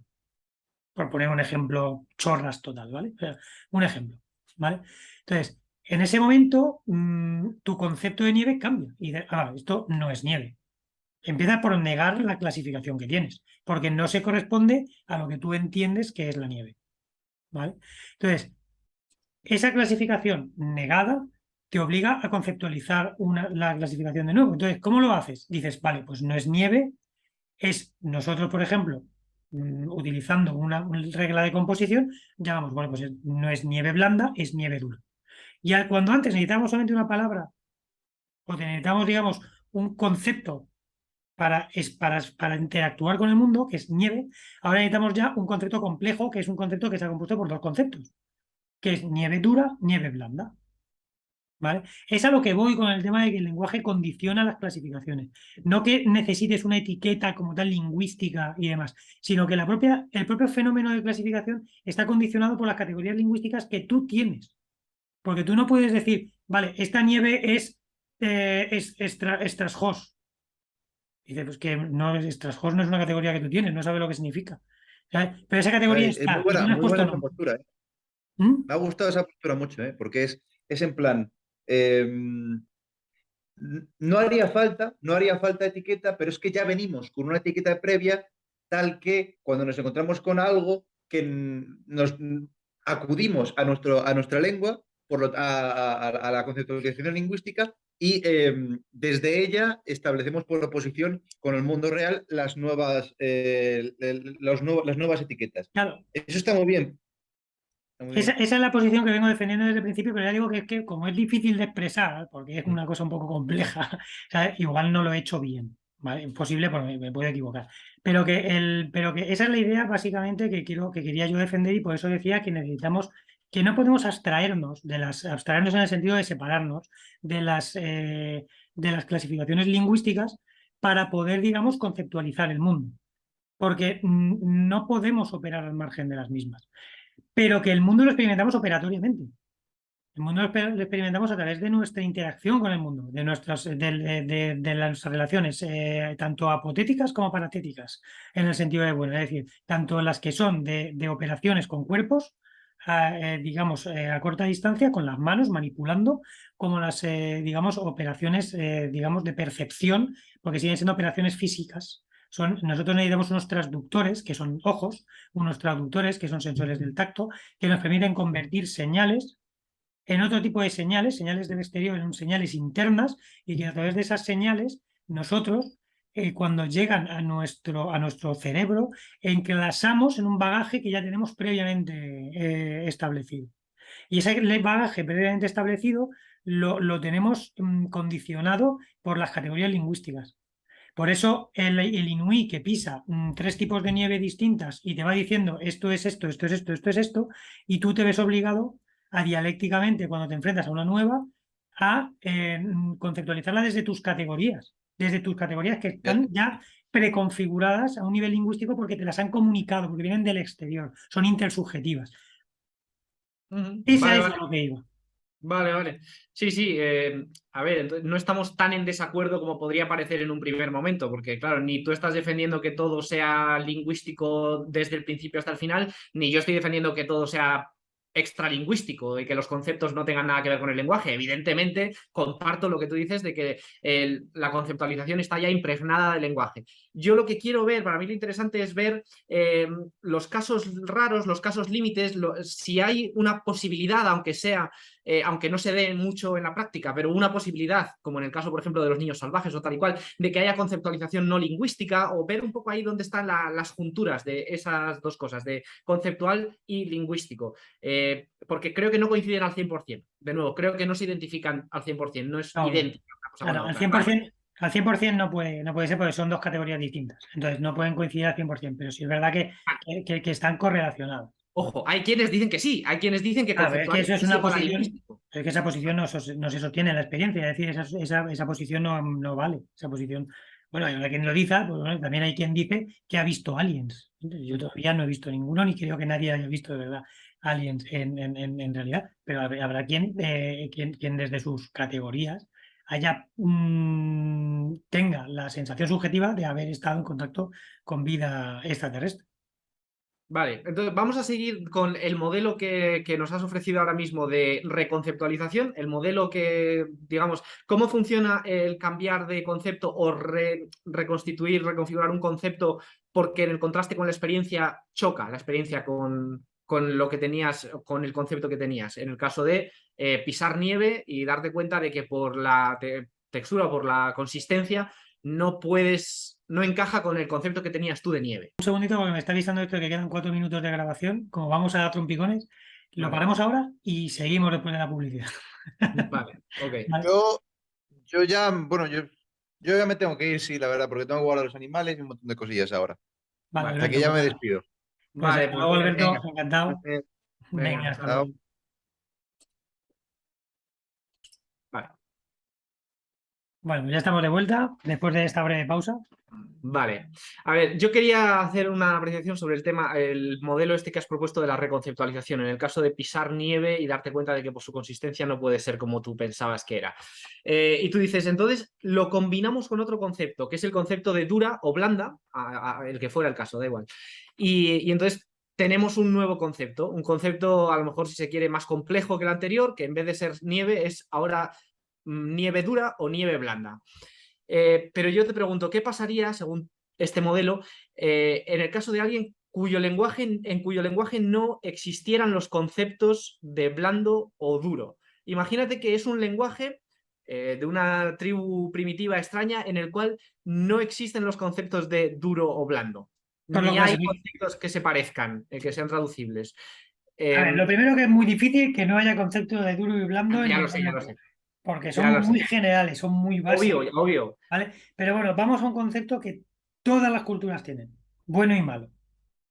Ujú. Pues seguramente diría nieve buena y nieve mala. O sea, nieve buena, ¿para qué? Para andar o para lo que fuese. Y nieve mala, ¿para qué? Pues para andar. Pues la nieve que antes era nieve blanda será la nieve mala. Y la nieve que es dura será la nieve mala. O si se ha pegado un golpe y se ha hecho daño, igual la nieve mala es la nieve dura. O sea, ¿sabes? Eso no lo puedo saber. Pues eso es muy especulativo. Pero desde luego le obliga a cambiar, digamos, la percepción como tal no es el simple hecho de recibir señales en los sentidos. La percepción tiene una connotación que es esa clasificación, porque si no eres capaz de clasificar lo que percibes, no lo percibes, lo filtras, lo eliminas completamente, no aparece en tu sistema. ¿Cuántas cosas eliminamos diariamente? De lo que vamos andando por la calle, vamos andando por la calle cualquier día y vas viendo por el rabillo del ojo los coches. Sabes que hay coche, pero no sabes si es un Opel, si es un Audi, si es. Te tienes que fijar para darte cuenta de si es o no es. ¿Quién lo ve automáticamente? Pues el que trabaja en un concesionario de coches seguramente va viendo los coches por el rabillo del ojo y dice, este es este modelo, este es otro, este tal, ¿sabes? Y los conocerá seguramente. Pero ¿por qué? Pues porque su experiencia, él subjetivamente, tiene esas clasificaciones muy, muy, muy grabadas. muy recientes, o las usa mucho, las tiene quizá más desarrolladas que otras personas. O sea, y tiene esa clasificación por encima de otras que otros utilizamos más. Claro, es que esto es la experiencia, a lo que refiero a la experiencia, recondiciona, por plasticidad neuronal, recondiciona nuestro procesamiento de la información. Por Claro, pero ejemplo, aquí en el caso de la nieve, dices, se conceptualizaría, por ejemplo, como buena, nieve mala, un en ejemplo. función de... Sí, ya lo sé, ya lo sé. Pero lo que a mí algo me chirría ahí, y es que imagínate que lo conceptualizasen como nieve mala es la nieve dura, porque se anda peor sobre ellas, te Vale. resbalas más o lo que fuera, vale. Pero la cuestión ¿es perfectamente traducible nieve mala y nieve dura? Pero O sea, es que la realmente... traducción es otra cosa. Es decir, pero es que, ¿traducible a qué? A nuestro idioma. Traducibles entre sí, esos dos conceptos. El concepto de nieve dura, expresado como nosotros lo diríamos, nieve dura, que sabemos a qué nos referimos. Y el concepto de esta tribu primitiva que lo conceptualiza como nieve mala o nieve con espíritus de no sé qué tipo. Y se refiere a lo que nosotros llamaríamos nieve dura. Ojo, se refiere a eso. Pero para ellos, el concepto de dureza, ¿dónde está? Está ahí en el propio... Yo creo que ahí hay algo que se pierde. Igual la conceptualización está en juntar nieve y piedra. Por ejemplo, ¿Sabes? Por eso te sí. digo que puede ser. Es decir, porque lo estoy haciendo desde mis categorías lingüísticas, que son adjetivas. Pero puede ser una lengua perfectamente que funcione mediante adición de sustantivos y te hacen nieve-piedra. Igual la traducción más adecuada sería, no lo sé, eso es ver cada caso particular, pero entre una lengua que implica una conceptualización determinada y otra lengua que implica otra conceptualización determinada, que no digo que no puedan tener puntos en común, no digo que sean completamente distintas una de otra, no, pero son distintas. Las conceptualizaciones como totalidad son distintas las lenguas. Entonces la conceptualización global de una lengua y de otra son distintas. ¿Que habrá puntos en común? Pues eso depende de muchas cosas. Depende de muchas cosas. Fundamentalmente de la historia. Porque las lenguas que se han desarrollado de troncos comunes tienen conceptos muy similares. Lo que pasa, por ejemplo, en Europa con las lenguas latinas, que tenemos más facilidad para comunicarnos muchas veces con gente del sur de Europa que con gente del norte de Europa, por ejemplo, ¿no? Entonces eso nos pasa a los españoles en concreto. Pero bueno, en Europa, como ha habido tantísimas relaciones entre los grupos sociales europeos, entre unos y otros y tal, al final, como es un mare magnum tan caótico, ha sido tantas las relaciones que ha habido y tan frecuentes y tan habituales. Entonces, en general, tenemos una cierta, digamos, unidad conceptual, por decirlo de alguna forma. ¿Vale? Vete a entender a un chino de la China profunda. Es otra guerra y hay puntos en común. Hay cosas con las cuales podemos entendernos. Pero cuando intentamos hacer una traducción, estamos haciendo una interpretación. O sea, yo creo que toda traducción es una interpretación, que no se puede, no hay traducción pura de concepto a concepto, sino que lo que hay es un juego de reclasificación de conceptos. Entonces, en el momento en el que tú estás intentando traducir conceptos de tu lengua natural, de tu lengua nativa, a otra lengua, tú lo que estás haciendo es reclasificar en función de elementos comunes. Y dices tú, vale, pues si esta idea, por ejemplo, de felicidad que tenemos nosotros, nuestra palabra felicidad no significa lo mismo exactamente que la palabra happiness inglesa. Hay diferencias, pero lo traducimos, es decir, a la hora de escribirlo o de hablarlo, lo decimos como si lo fuese, pero no es verdad. Muchas veces hay que matizar. Entonces, y esto viene a raíz, por esto lo empecé a mirar yo a raíz de las discusiones estas sobre la posibilidad de traducir textos filosóficos o la imposibilidad de traducir la filosofía, que se ha oído también recientemente, se ha oído por ahí en algunas charlas de la Fundación, ¿no? Entonces, la traducción lineal uno a uno no existe. O sea, estoy convencido de que no existe. Estoy estudiando el tema, me parece que de momento, por lo que llevo mirado, no se da. Lo que hay es la posibilidad de que conceptos que tú tienes en una lengua los transfieras a la otra lengua mediante perífrasis. Y por eso los textos filosóficos son tan largos muchas veces, Porque cuando tú tenías los textos filosóficos en latín en la Edad Media y los intentas pasar eso a las lenguas romances, no se podía, no era posible. Entonces, si al final la filosofía intenta expresar mediante perífrasis conceptos locales, particulares, que intentes hacer, digamos, comunicables a través precisamente de estas expresiones largas. Es fundamentalmente perífrasis. Metáforas, por ejemplo, Lakoff y Johnson, que dice la conceptualización mediante metáforas. Decía en una conferencia de hace años Lino Camprubí que es a través de, más que de metáforas, de alegorías. Vale. Me da igual. No, de analogías, perdón. La alegoría es un tipo distinto, de analogías. Sí, creo que es más preciso que sean analogías porque hay diferencias y similitudes. Entonces, cuando tú estás traduciendo, estás funcionando por analogías y haces analogías con cosas. Igual que cuando conceptualizas, haces analogías. Estás desarrollando un pensamiento analógico. Analógico en este sentido, ¿no? No en el sentido analógico digital, sino en el sentido de analogía. Entonces, este tipo de conceptualizaciones al final están imbuidas completamente de las categorías lingüísticas. Imbuidas porque las clasificaciones están conformadas por las categorías lingüísticas. Lo que no significa que no se puedan romper esas categorías en un momento determinado, que es lo que decía el ejemplo de la nieve. Porque tú puedes, por necesidades de la experiencia, pues necesidades puramente políticas o por necesidades sociales o necesidades personales, necesitar expresar cosas nuevas constantemente. Claro, entonces la lengua se queda corta y entonces se realiza mediante perífrasis, que eso con el tiempo puede al final generar palabras nuevas. Entonces, seguramente todas estas palabras que tienen los inuits para determinar diferentes tipos de nieves, si se analizan etimológicamente, que no me he puesto a hacerlo, ¿vale? Si se analizan etimológicamente, seguramente tengan raíces complejas. Y complejas en el sentido de que son composiciones de conceptos más simples que se han ido conformando como conceptos en sí mismo a base de repetirlos y comunicarlos. Y de la comunicación. Porque si no, se mueren. Un concepto no comunicado muere. Concepto no comunicado se desarrolla de nuevo. Y se desarrolla de nuevo. Y se desarrolla de nuevo, si es necesario. Y si no, y si muere la realidad a la que refiere, el concepto desaparece. Efectivamente. Vale. ¿Y tú estarías de acuerdo con que se pueden captar diferencias, hacer discriminaciones, por ejemplo, entre una cosa y otra, A ver, entre un tipo de nieve y otro? ¿Se puede captar esa diferencia entre una nieve más dura y una nieve más blanda sin ponerle una categoría lingüística? Es decir, sensorialmente, eso.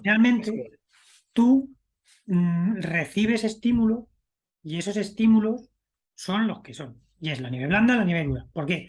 Equilibrio, tacto, más cosas. Es decir, tú te das cuenta de que vas andando en un régimen y de repente notas que el pie no baja, ¿vale? Tacto.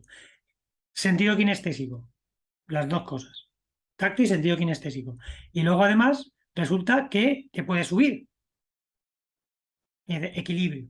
O sea, son un conjunto de sensaciones, pero que en un principio no tienes por qué saber a qué responden.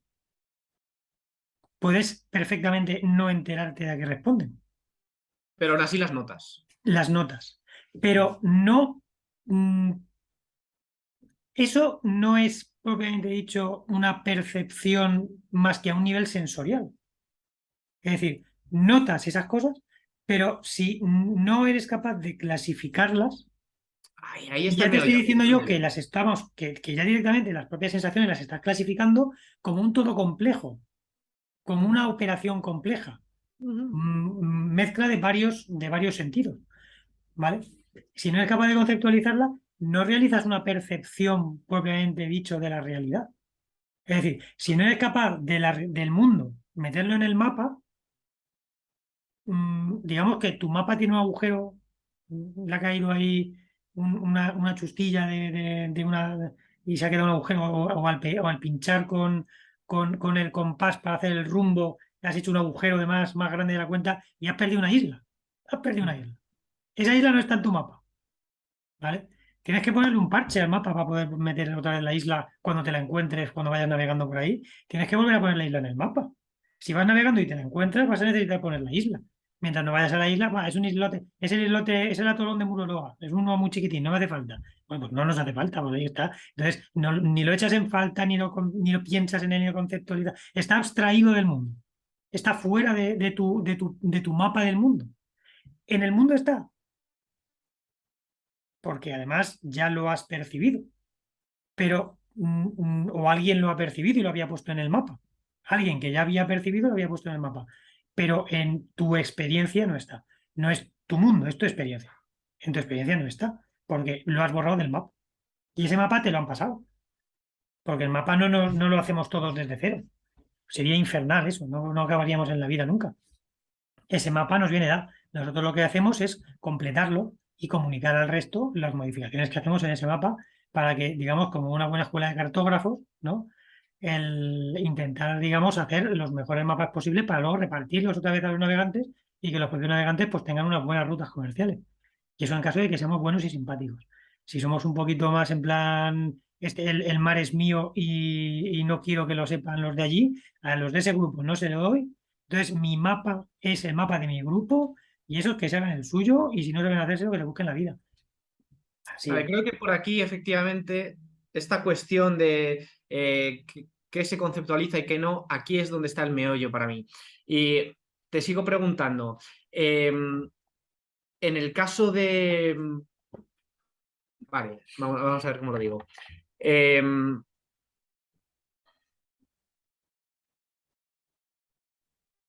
me ha ido el hilo, perdona. Nada, da La igual. cuestión no es que el lenguaje configure el mundo. No, Vale. no. Es que la percepción no es solamente recibir estímulos en los transductores orgánicos que tenemos en el cuerpo. No es solo eso.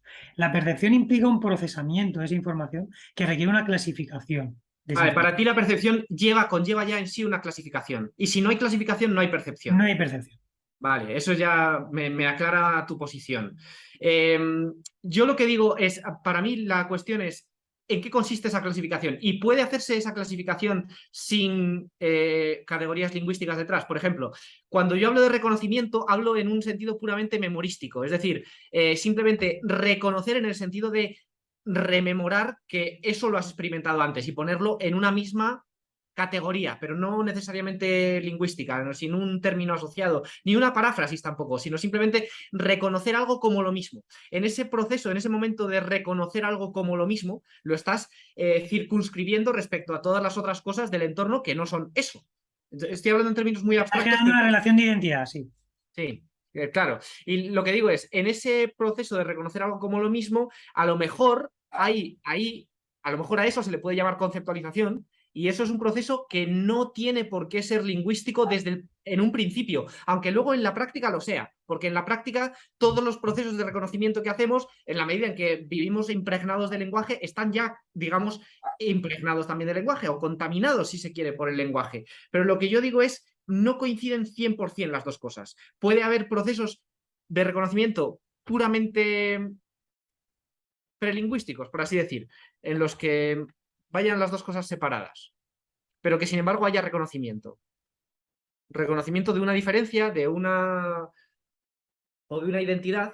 No, es que no puedes pensar una de tales representaciones, por decirlo de alguna forma, sin recurrir a categorías conformadas en función del lenguaje, porque las categorías te son dadas del entorno. No tenemos categorías propias, innatas, absolutamente innatas. Aquí Sí hay están psicólogos que piensan que sí, ¿eh? condicionadas. Pero ¿Eh? vale. Que hay A ver, psicólogos que piensan que sí, pero claro, vale. pero es que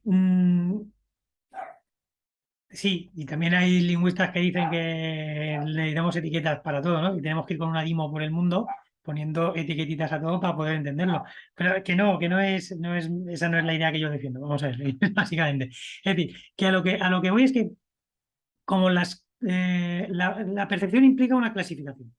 Entonces, esas categorías de clasificación por cómo funcionamos los humanos, necesariamente están condicionadas por parámetros lingüísticos. ¿Pero Porque por qué funcionamos así. necesariamente? Una cosa es decir que normalmente lo están, pero ¿por qué necesariamente lo están? Pues porque es cómo funcionamos los humanos. Es decir, es que no funcionamos al margen de categorías lingüísticas. No Pero para otro funcionamos animal, sin... Porque, vamos a ver, otra cosa que hablemos de cómo conceptualiza una araña. ¿Cómo conceptualizaría? ¿Cómo podría, digamos, diferenciar la araña? Vamos a llamar conceptualizar a eso, ¿vale? ¿Cómo podría hacer, digamos, esa distinción, esa clasificación la araña? Eso es otra guerra. Pero los humanos no distinguimos así las cosas. O sea, es que el funcionamiento humano es distinto, es particular en ese sentido. Entonces, los humanos clasificamos en función de esas categorías que no son comunicadas externamente. Pero Aunque en la conformación de las categorías no solamente influya la lengua, sino también influyan condicionantes genéticos. Puede ser, ¿vale? Es decir, por eso hay una cierta trazabilidad entre toda la especie humana. Hay cosas que podemos, digamos, trazar entre los Yanomamis y los estadounidenses.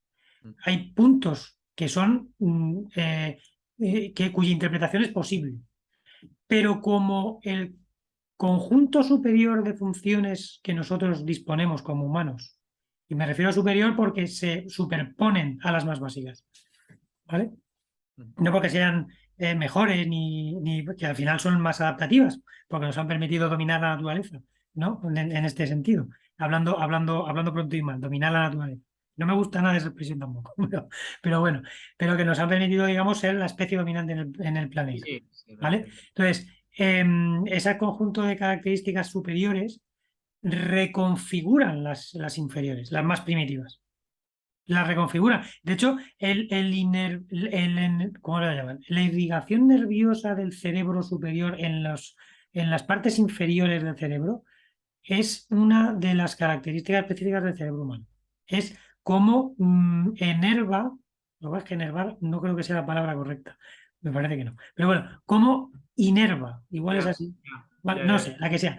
¿Cómo entran las terminaciones nerviosas de las áreas cerebrales superiores en las inferiores y cómo las penetran, digamos, de manera transversal? Ujú.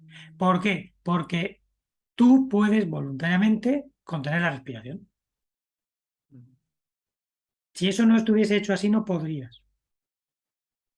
No tuviese la capacidad voluntaria de contener la respiración, no podrías hacerlo. Lo que pasa es que llega un momento en el que esas capacidades se desconectan por supervivencia. Y entonces, en un momento en el que tú ya no puedes respirar, intentas respirar. Ya cuando ya te estás ahogando, intentas respirar. ¿Por qué? Porque por supervivencia, por necesidad fisiológica, se va desconectando de fuera a adentro, por decirlo de alguna forma, de lo más superior a lo más inferior. Entonces, cuando una persona está sometida a un estrés de combate brutal, ¿vale? En un estrés en el que la supervivencia es la única prioridad, ¿vale? Entonces, desconecta funciones. Visión de túnel, se ve cortito, se ve así, no se ve periferia, se focaliza solamente los objetivos más directos, no se puede razonar, no oyes, no entiendes lo que oyes, sí, si el sonido llega a los oídos, no se entiende lo que se oye, salvo órdenes que estén ya automatizadas por instrucción, por eso la instrucción en combate extremo es muy importante, ¿vale? Entonces, se reducen todas las funciones del cerebro superior a lo más mínimo, y eso es por una condición de estrés de vida o muerte. Entonces, por eso, el que te intenten matar es atenuante en un juicio. Cuando tú matas a alguien en defensa personal, es atenuante porque es que tú dejas de pensar. ¿Sabes? Hay unos libros escritos sobre el combate y matar. Son dos libros de un americano que los estuve comentando hace un tiempo, los tengo pendientes de leer, no los he leído todavía, pero la línea general del libro es esa. Y eso es una cosa que los que hemos practicado, digamos, escenario de combate, lo sabemos. ¿Sabes? Entonces, todas las funciones superiores se reducen a lo mínimo, mínimo, mínimo, hasta que tienden a desaparecer para mantener solamente las funciones más primitivas, las funciones más de supervivencia. Entonces, claro, eso es un caso muy extremo. De forma habitual, de forma normal, no funcionamos así, ¿vale? Y en ese momento en el que tú estás funcionando en ese régimen, ¿sabes? Un sistema, por ejemplo, que se fuerza en cierta medida cuando se entrenan Krav Maga y cuando se entrenan ciertas artes marciales que están enfocadas al combate directo, entonces, al combate real también. Cuando se fuerza, se dejan de percibir cosas. O sea, no percibes. Ujú.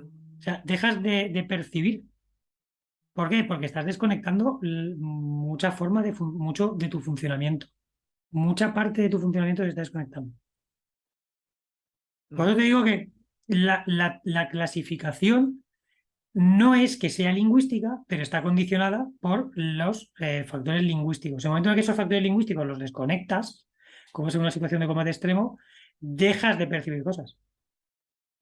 Dejas de Para ti percibir. es dejar de percibir. Pero imagínate que alguien en una situación extrema reacciona, aunque sea, diríamos, instintivamente, pero reacciona instintivamente a algo, un proyectil que le pasa por aquí o lo que sea.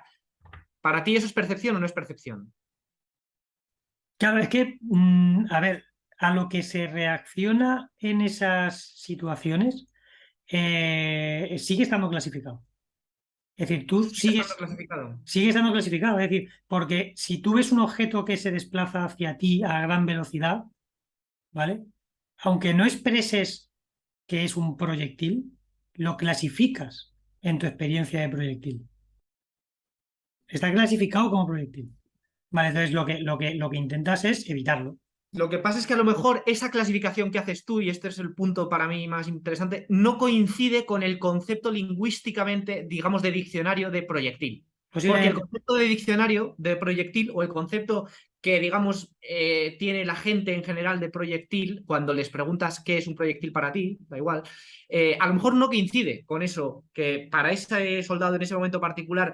Es verdad que sin duda hay una clasificación de algún tipo, porque lo une con experiencias anteriores. Entonces, en este sentido, yo estoy dispuesto a conceder que hay clasificación de algún tipo, pero en este sentido, para mí, mínimo, de que hay rememoración, hay una unión de una experiencia presente con experiencias pasadas, de forma que hay una cierta continuidad, que se ponen en relación. Y en ese sentido puedo decir que hay clasificación. Y en ese sentido también puedo aceptar que todo está clasificado, toda la percepción está continuamente cayendo en una clasificación en otra. Pero la cuestión es, esas clasificaciones intuitivas, yo llamaría intuitivas, no tienen por qué coincidir con las clasificaciones de los conceptos lingüísticos, ¿no? Mi concepto intuitivo de lata, mi concepto intuitivo de lo que sea, lo que quiera que sea que yo percibo intuitivamente cuando manejo esto, cuando manipulo esto, sin estar pensando en términos lingüísticos, a lo mejor no coincide con el concepto lingüísticamente, proposicionalmente articulado de lata. Eso es un poco donde yo quería ir. Hombre, lo que no es tan preciso en absoluto. Es decir, es una clasificación que funciona a un nivel mucho más básico. Mucho más Vale. básico, efectivamente. Una persona que nunca haya recibido un golpe por una piedra, posiblemente no la esquive. Posiblemente se quede mirando como diciendo, ¿qué es eso? ¿Vale? Pero en el momento en el que a base de experiencia y vas viendo estos proyectiles como tal, claro, el concepto de proyectil, una cosa es cómo lo expresemos, pero la clasificación funciona a otro nivel. Es decir, que las categorías estén condicionadas por las categorías lingüísticas no significa que sean lingüísticas, que es lo que digo yo, es decir, que no son lingüísticas, están Vale. condicionadas por el propio lenguaje, pero no son categorías lingüísticas. Las categorías lingüísticas son desarrollos racionales posteriores, ¿vale? Vale. Que se van desarrollando, bueno, posteriores, que se van desarrollando en sucesivas iteraciones. Es decir, y luego, ¿qué es lo que pasa? Que el tema de la intuición, es que el tema de la intuición es muy complejo, porque no se puede decir que tengamos una percepción intuitiva de nada, como tal. O sea, que existan intuiciones como tal a priori. Es decir, Sí, yo todo, no diría todo, eso, ¿no? claro, todo lo tenemos que aprender a clasificar. ¿En qué? En base a experiencias, en base a las interacciones con el mundo. Vamos a dejarlo ahí, ¿vale? Pero es a lo que voy. Es decir, estas propias clasificaciones que uno va elaborando, aunque sean con base operatoria, el fundamento es operatorio, también están conformadas dialécticamente por el lenguaje, en el sentido de que el lenguaje, digamos, discrimina entre tipos de operaciones. ¿Vale? Pero por lo que digo, porque estas clasificaciones muchas veces te vienen dadas del exterior y te vienen dadas por el lenguaje. Y posiblemente si tuviésemos un tipo de comunicación no lingüística, fuese comunicación a través de ondas cerebrales, ¿sabes? Las clasificaciones sí serían al margen del lenguaje.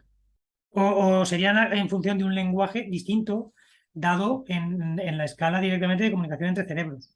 Vale, Pero o sea que sí, también perdona, según tu teoría, caben clasificaciones al margen del lenguaje. Otra cosa es que para nosotros los humanos siempre el lenguaje está mediando por ahí de alguna manera, ¿no? claro, Pero efectivamente, cabían, teóricamente, clasificaciones no lingüísticas. Pero es lo que digo, pero en los humanos como tal, hombre, tiene que caber en especies animales que no tienen lenguaje, tiene que caber, claro, efectivamente.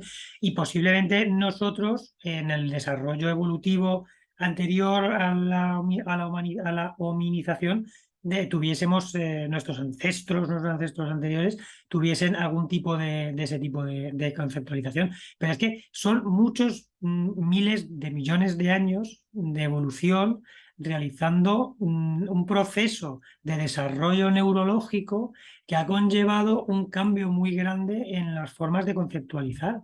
Entonces, claro, eso es lo que te decía en el descansillo, ¿no? En el receso, que estoy mirando todo el tema este de la biosemiótica porque no creo que se pueda hablar de conceptos en los parametrios, por poner un ejemplo, Ya. ¿no? Ya. O en las biocenosis moleculares, Ujú. biocenosis celulares. O sea, no creo que se pueda. Estoy estudiando esa idea porque no lo veo trazable al 100% con lo que posteriormente en un cerebro desarrollado como el nuestro con irrigaciones nerviosas, profundizando en los cerebros en las partes más primitivas, digamos, en las funciones más primitivas, las partes funcionalmente más primitivas de nuestro cerebro, porque es que eso de los tres cerebros tampoco me gusta.